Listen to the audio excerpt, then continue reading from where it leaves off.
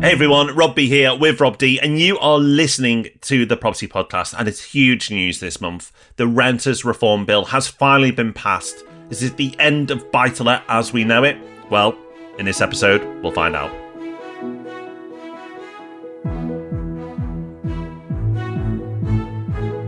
Yes, thank you for joining us. If you don't know, we have a company called Property Hub Invest that buys over £100 million worth of property for our clients every year, which means that we keep a close eye on what's going on in the market. And this is the episode every month where we round up the most important stories for you. We've got news on rental prices, we've got house prices, of course, we've got mortgage updates. But before we do that, the big story over the last month is the Renters Reform Bill.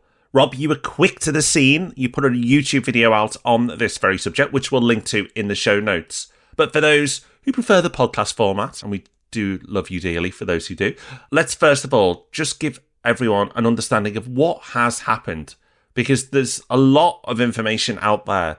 And as you alluded to last week, not all of it is correct. So let's set things straight. What has happened? What are the headlines?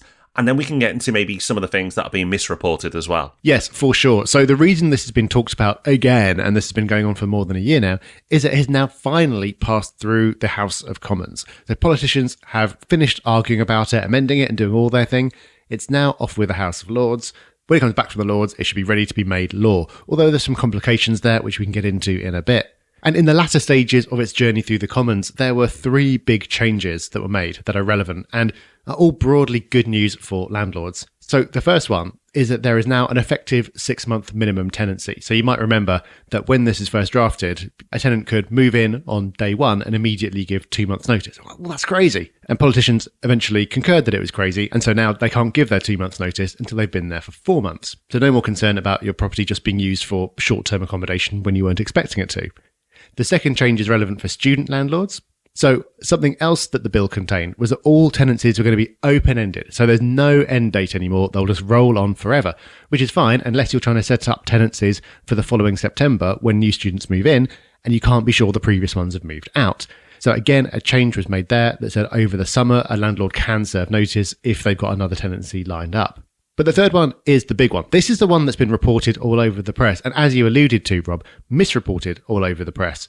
Because the removal of no-fault evictions has been reported as being delayed indefinitely. So there needs to be this review of the courts to say that the courts are ready before that takes effect, even after the rest of the bill has come into force. But the reality is not quite that straightforward. Well, Mr. D, we are lucky that you have the facts and you have done your proper research. So please do enlighten us. What is the truth? Well, all the debate really is around existing tenancies. So nothing needs to happen before all new tenancies become of this type that is open-ended and where you can't end it using Section 21. So if all goes to plan, which again, it won't necessarily, then this will become law at some point later this year. There will then be a date set for at least 6 months in the future. And after that date, all tenancies will be of this new type. So call it summer next year, because that's when it might be. If you start a tenancy from that point onwards, you won't be able to end it with Section 21. That is not at all the impression that you'd get if you'd been reading the press, because that's all about no-fault evictions have been delayed indefinitely. They haven't. For new tenancies, it's very much happening. It's only for existing tenancies where there's this requirement for the courts to be ready before they convert across. But what is an existing tenancy? If you sign a new agreement with the same tenant, that's a new tenancy. So that will convert across. I believe, although I need to check the detail on this, that if a tenancy becomes periodic, or if a tenancy is already periodic and it goes into a new period, then that's a new tenancy. So that converts across. So although this has been positioned as what a terrible failure, the whole thing's been indefinitely delayed, actually, over the next couple of years, it'll kind of happen organically anyway. Rob, something else I think that needs clearing up is it sounds like you can never get a tenant out if they don't want to leave, but that also isn't the case. There are exceptions to this, and tenants can still be moved on in certain circumstances, but that, again, isn't being talked about as much. Now, all the normal grounds like rent arrears and antisocial behaviour and everything still apply. Also, if you want to sell the property or move back in. Also, if you want to sell the property or move in those circumstances, you can serve notice and end the tenancy with only 2 months' notice. There was talk about making it longer. It's 6 months in Wales, but it's still going to be 2 months in England.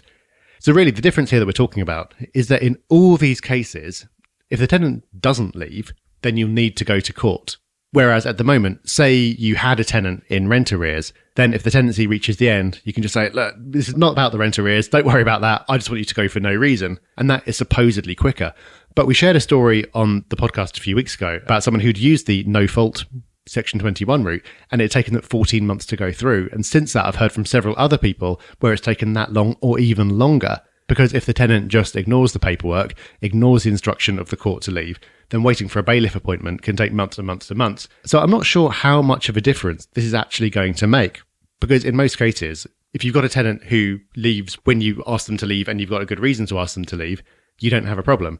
If they ignore that, then you still have a problem even now because the courts are in such a mess. So it's probable that it's going to become more of a mess. But it's already pretty bad. So I don't know to what extent we're actually going to notice. I mean, when you take all this into consideration, it seems that people have got very emotional over this, especially if you look at the YouTube comments, which we mentioned last week, and we've had many, many more in since then.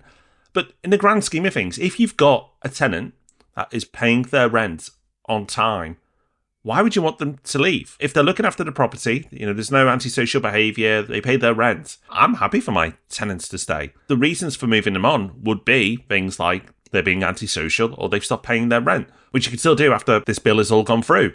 So for me, that doesn't change. The bit I was really worried about was the notice period. And I'm pleased to say that common sense has prevailed here, and so often common sense doesn't prevail. So I think we should embrace the win. But what was originally being proposed is that people could move in, give 2 months' notice and move out. Now it's moved to 4 months before they can give 2 months' notice, which effectively means you'll always have the minimum of a 6-month term. Now, some people may like to lock tenants in for longer and go for 12 months, but I think for me that's palatable, knowing that somebody's going to move in and live in for a minimum of 6 months, because it's certainly not going to be used as a holiday let for that time. And Rob, as someone who's moved around a lot, I'm sure you can remind everyone how traumatic moving house is and how much effort is involved. So you're not going to get people just jumping place to place every 6 months. It's just not going to happen. So that concern for me just goes away, and I'm actually not too concerned overall now with this bill. No, and I suspect that the average tenancy length will actually increase as a result of this. So at the moment, if you sign up for a year or whatever, then after that year, forces a decision. You have to think about it again. You have to get into a conversation with your landlord or your agent about, am I going to stay? Am I going to go? It just brings the whole thing up. Whereas if tenancies are open-ended, then inertia kind of sets in. And if you're anything like me, you'll just forget how long you've been there. It won't be a factor. And unless your circumstances change or you're unhappy for some reason, you'll just stay put. So that element of it, I consider a good thing. I actually think overall, the bill is an improvement on what we have now, if it could be enforced properly. Because you have to remember that the vast majority of landlords and tenants are absolutely fine, right? So tenants aren't going to cause any problems. Landlords aren't going to kick anyone out on a whim. You'd rather have a tenancy that was indefinite. You don't want to be thinking about it every year. You can still propose a rent increase every year. That rent increase can be challenged and taken to tribunal, which I think is fair enough, because how many landlords are actually trying their luck with ridiculous increases anyway? The whole thing kind of works.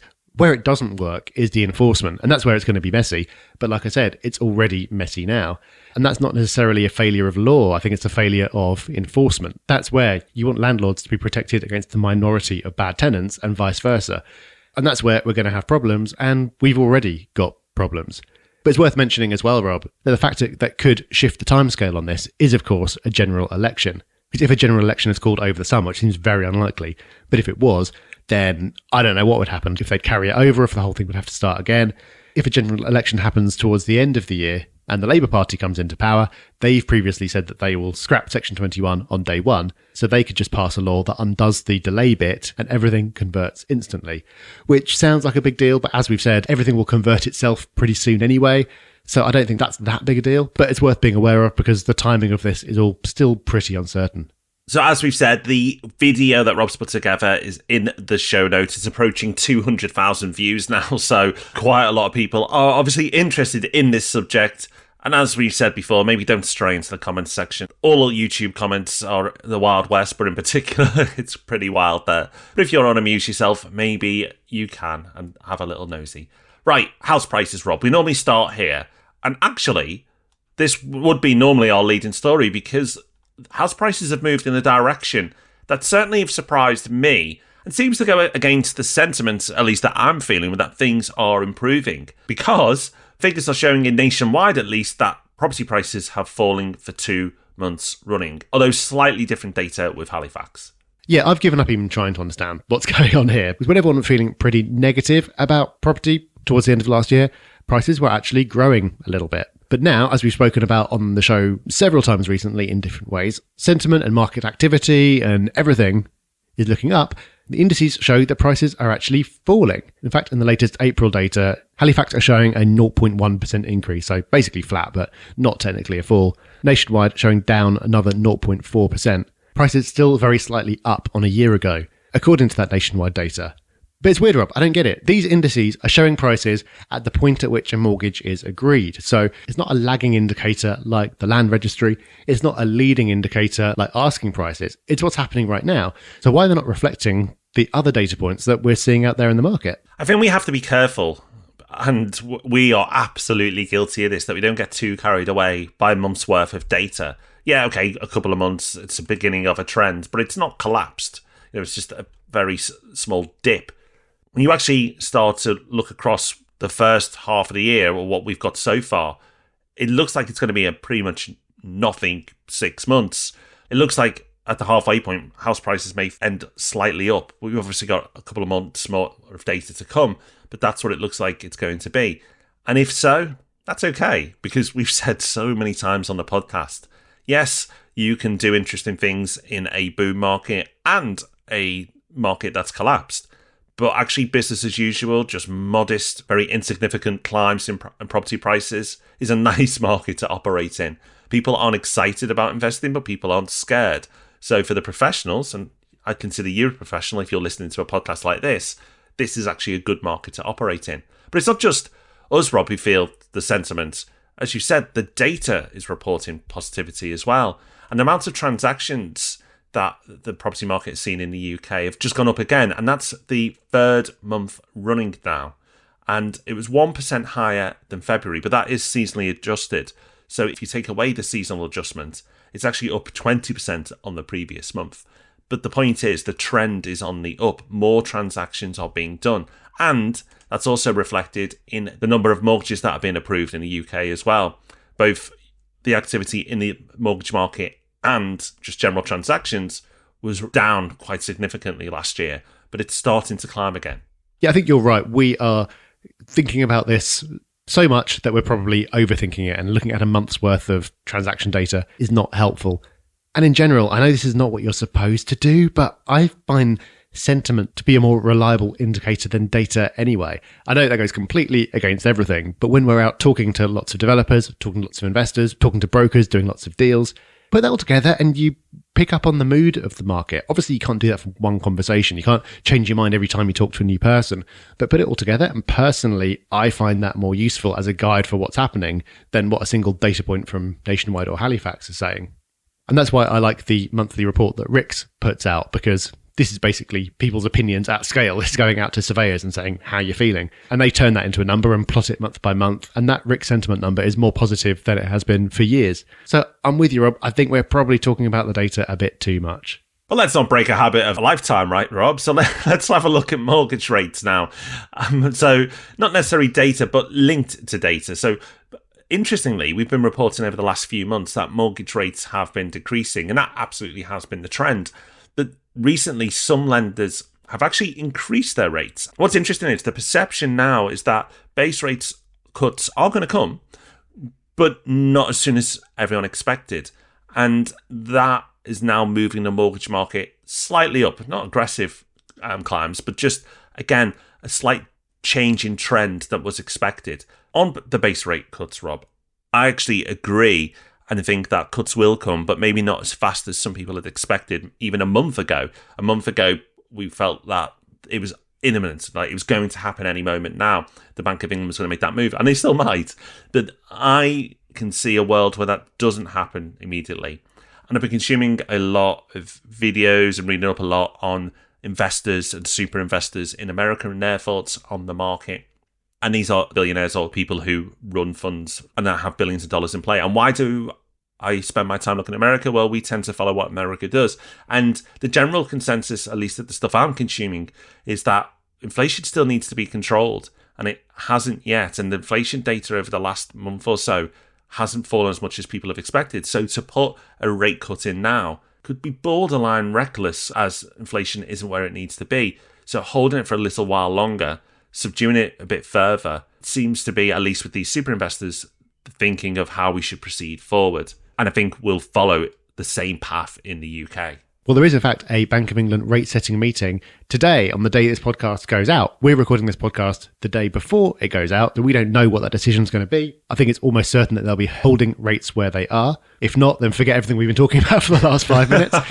But there's a story in the FT today, as we're recording, saying that traders are increasing their bets on Bank of England cuts this year. So effectively, who knows, I think is the answer. But maybe, Rob, the conclusion here is similar to the house price data in that tracking small changes in mortgage rates month to month isn't that helpful. Because what do you really need to know? Are rates going back down to anywhere remotely like they were a couple of years ago? No, not unless something goes very, very wrong. Are rates going to go dramatically up from here? Again, not unless something massive happens. So for the next little while, we're stuck in this kind of band. Could the rate you achieve on a mortgage swing a quarter point either way over the next few months? Yes, but essentially, if you've got a property that you previously financed at 2%, now you're looking at 5%, it doesn't add up. Well, that's not going to change over the next few months.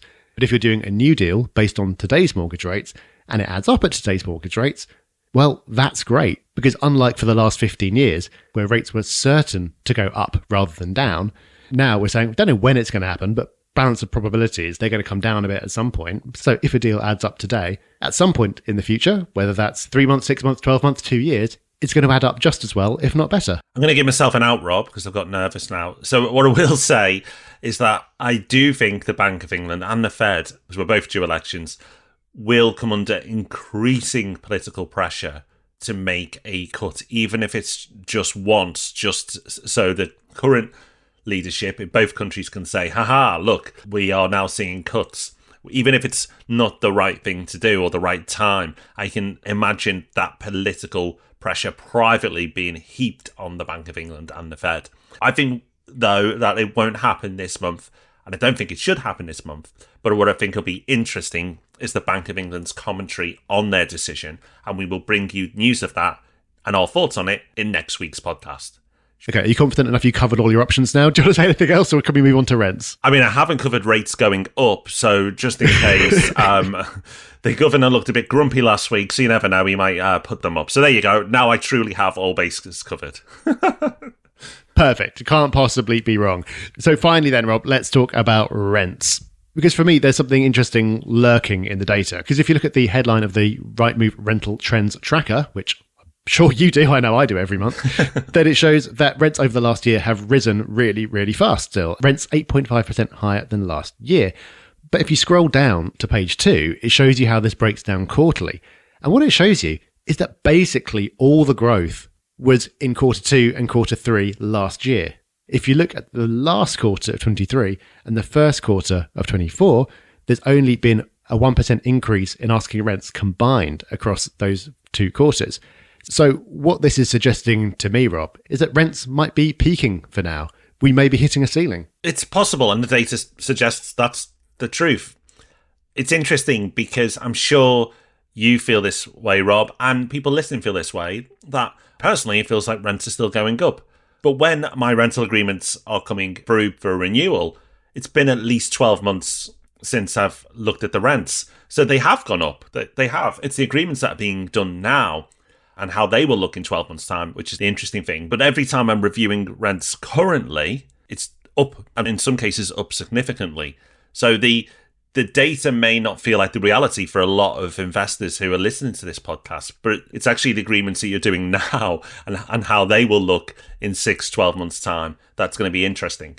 Yeah, I think that is a great point. I've just done a couple of rent renewals recently and put through an increase, a justified increase, may I say, based on local rent levels, including in London, where I've said previously that in parts of London, rents seem to be falling. But as you rightly said, that's because they hadn't been looked at for more than a year. And many of the factors that have contributed to rates going up so fast, such as the sudden shift in supply and demand imbalance, landlords suddenly reviewing rents for the first time in ages because their mortgage has gone up and so forth, that's all past now. But as we said on the show before, we don't really want to live in a world where rents are rocketing. It sounds great, but it's really not. But if we're just back to a point of stability and rents drifting up in line with inflation, then that's really not so bad. So that's our monthly news roundup. But remember, we bring you the biggest news stories each and every week on the podcast, and we'll be talking about the Bank of England next week, so do not miss that. But before we go, we're going to give you some more value because we're just so generous, and we're going to drop in Hub Extra. So it's Hub Extra time now, which is part of the show that we like to give you a bit more. And remember, this is backed up by Property Pulse.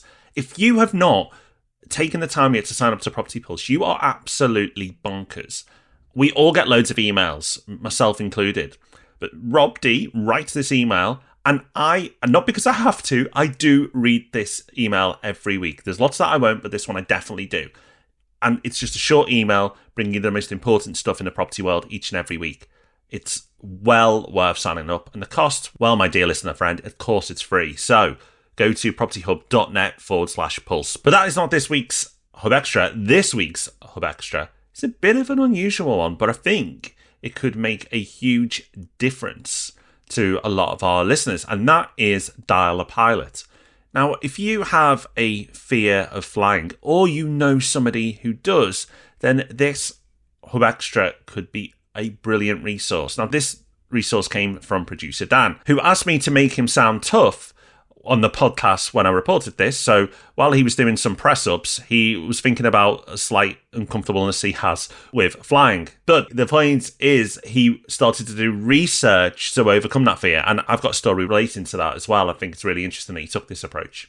And this Instagram account was super useful to him. But you can also schedule a call through this website with a pilot, and you can ask any questions that you have about the flight that you're going on, the plane, the route, and through knowledge and expertise, the idea is it will put you at ease. And I can completely understand how this can work and how it can be a thing, and I just think it's a brilliant resource. So it may not be something that impacts you directly, but I'm sure you know somebody who has a fear of flying. It seems like quite a common fear. And I actually did a similar thing. I didn't use this service, but I had two pretty grim plane experiences. One was like an engine on fire, another was the plane falling out of the sky.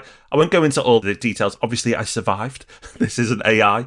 But the point being is, I was a tad nervous after that. So knowing that it was a bit of an irrational fear, the way I got over it was researching my way through it. And that then gave me confidence. And now I'm pleased to say I'm completely fine. Flying does not bother me whatsoever. But if I'd known about a service like this, I may have even got to that place of calm and peace with flying even sooner. So do check it out. Dial a Pilot, great resource. Such a cool idea for a service. Love that. Well, that's us pretty much done for this week. Just before we go, a listener shout out this week for Michael, who's written in to say, my wife and I have just secured our first investment through Property Hub Invest in Derby, which is all very exciting. We're British expats living in the UAE, so this hands-off approach works really well for us. Well, congratulations, Michael. However you do it, whoever you work with, whether you do it with someone or alone, making that first investment is a real milestone, and we love to hear it. So thank you for listening. We will be back again with more podcast goodness next week. We'll see you then. Bye-bye. Bye-bye.